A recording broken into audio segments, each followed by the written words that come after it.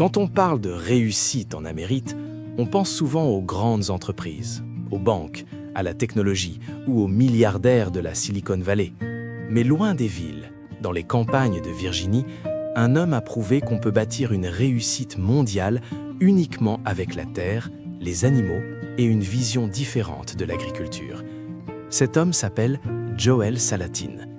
Son histoire est celle d'un garçon qui n'était pas destiné à devenir riche ou célèbre. Sa famille a acheté une ferme pauvre, presque morte, avec des sols dégradés et très peu de moyens financiers. Beaucoup pensaient que cette ferme était une erreur, un mauvais investissement. Mais Joel Salatin a vu autre chose.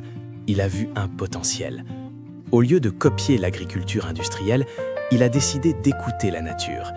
Il a observé comment les animaux se déplacent, comment les sols se régénèrent, comment les plantes et les bêtes peuvent travailler ensemble.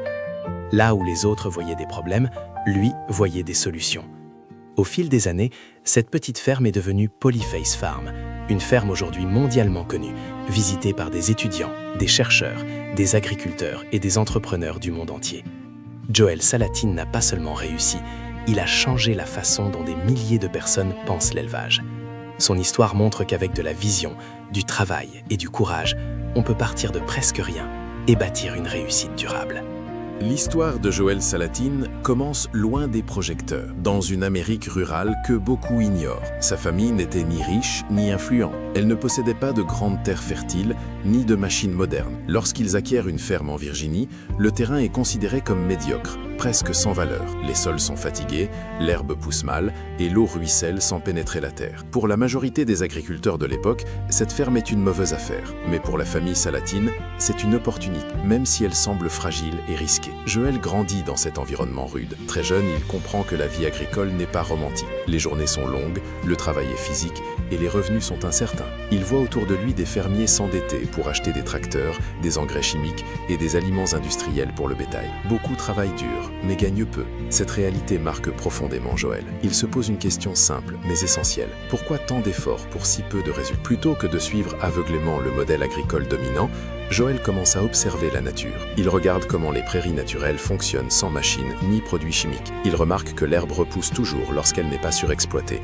que les animaux fertilisent naturellement le sol et que tout dans la nature fonctionne en cycle. Cette observation devient pour lui une source d'apprentissage bien plus puissante que n'importe quel manuel agricole. À ses débuts, Joel et sa famille manquent de moyens financiers.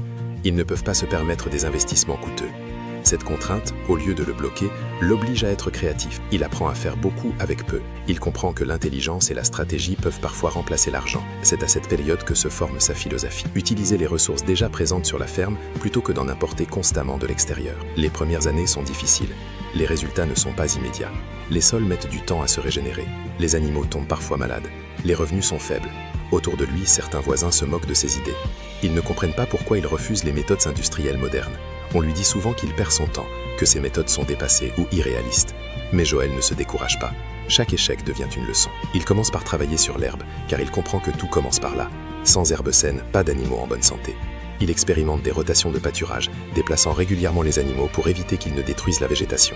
Peu à peu, l'herbe devient plus dense, plus verte, plus résistante. Le sol retient mieux l'eau. Les vers de terre reviennent. La vie souterraine renaît lentement. Joel réalise alors quelque chose de fondamental. Le sol est la vraie richesse d'un éleveur. Plus le sol est vivant, plus la ferme devient productive. Cette prise de conscience change totalement sa manière de penser l'élevage. Il ne cherche plus à produire le maximum à court terme, mais à construire un système durable sur le long terme. Cette vision va devenir la base de tout son succès futur. Malgré les progrès visibles, la situation financière reste fragile. Joel et sa famille vivent modestement. Ils réinvestissent chaque petit bénéfice dans la ferme. Il n'y a pas de luxe, pas de confort excessif. Mais il y a une conviction profonde. Ils sont sur la bonne voie. Joel apprend la patience, une qualité essentielle dans l'agriculture.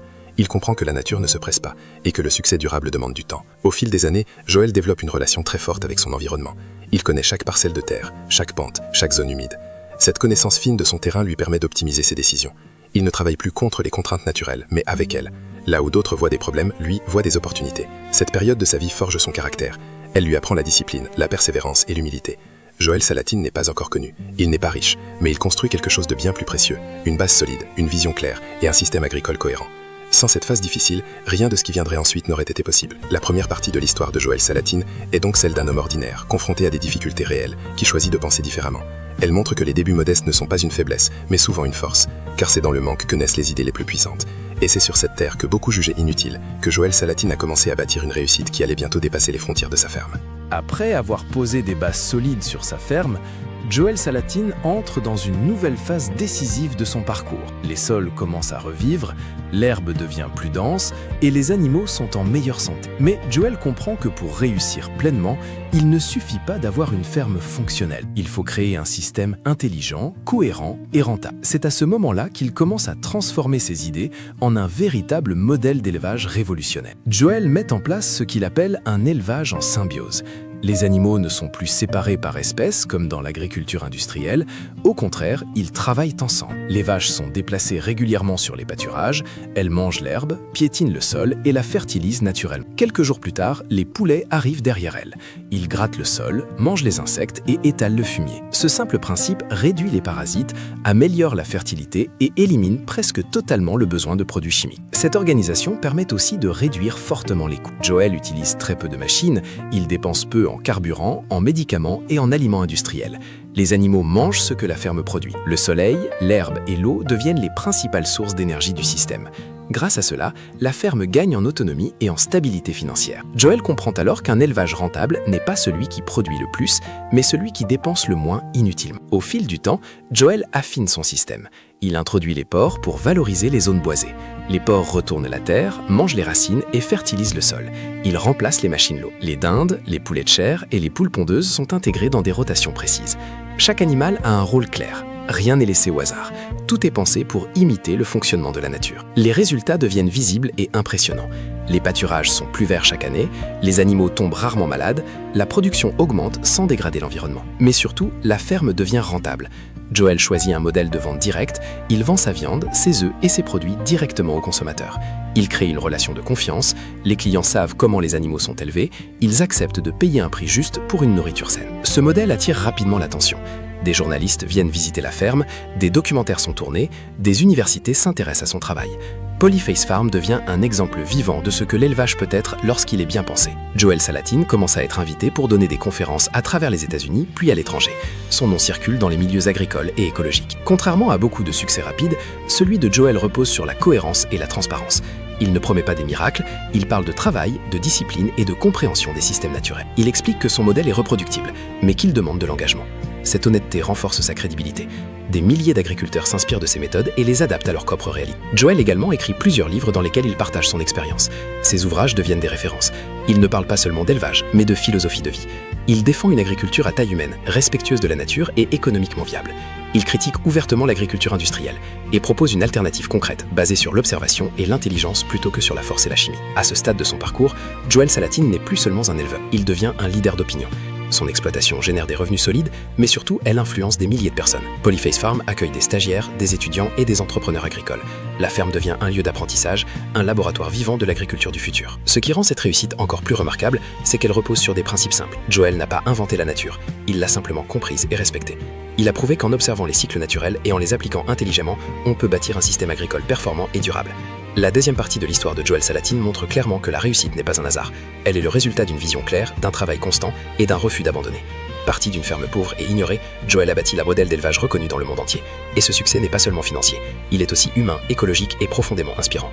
L'histoire de Joel Salatin est la preuve vivante que partir de rien n'est pas une fatalité, mais parfois un avantage. Il n'a pas hérité d'une grande fortune, ni d'une ferme parfaite, ni de soutien puissant. Il a commencé avec une terre pauvre, des moyens limités et beaucoup de doutes autour de lui. Pourtant, c'est précisément ce point de départ modeste qui l'a forcé à réfléchir différemment, à observer la nature et à construire une réussite solide et durable. Joel Salatin nous enseigne que le succès ne vient pas de la précipitation, mais de la cohérence. Il a accepté de commencer petit, d'apprendre lentement et de faire confiance au processus. Chaque difficulté est devenue une leçon, chaque échec une amélioration. Là où beaucoup abandonnent, il a persévéré. Là où certains voyaient des contraintes, il a vu des opportunités. Cette mentalité est le véritable moteur de sa réussite. Son parcours montre aussi que la richesse ne se résume pas à l'argent. En régénérant ses sols, il a bâti une entreprise rentable. En respectant ses animaux, il a gagné la confiance de ses clients. En restant fidèle à ses valeurs, il a construit une réputation mondiale. Sa ferme est devenue un symbole d'indépendance, de liberté et de réussite intelligente. Pour tous ceux qui pensent manquer de moyens, de chance ou de soutien, l'histoire de Joel Salatin envoie un message puissant. Tout commence par une décision, la décision de croire en sa vision, de travailler avec discipline et de ne pas abandonner. Partir de rien n'empêche pas de réussir. Au contraire, cela peut devenir la plus grande force. Avec de la patience, du courage et une vision claire, il est possible de transformer un simple départ en une réussite exceptionnelle et durable pour inspirer les générations futures, partout dans le monde agricole et entrepreneurial. University come and they'd taken samples of our chickens, where they'd taken our chickens and chickens from the supermarket. They'd cultured them for bacteria, and the ones from the store averaged 3,600 colony-forming units of bacteria per milliliter to the second permutation, and I've already told you more than I understand. I'm just telling you that's the way they write it, okay? Ours, 133. So we were 25 times cleaner than what was in the store, dredged in chlorine. And they had the audacity to walk in here and tell us, that this was unsanitary and adulterated. See, the law says that the chicken has to be processed in a sanitary and unadulterated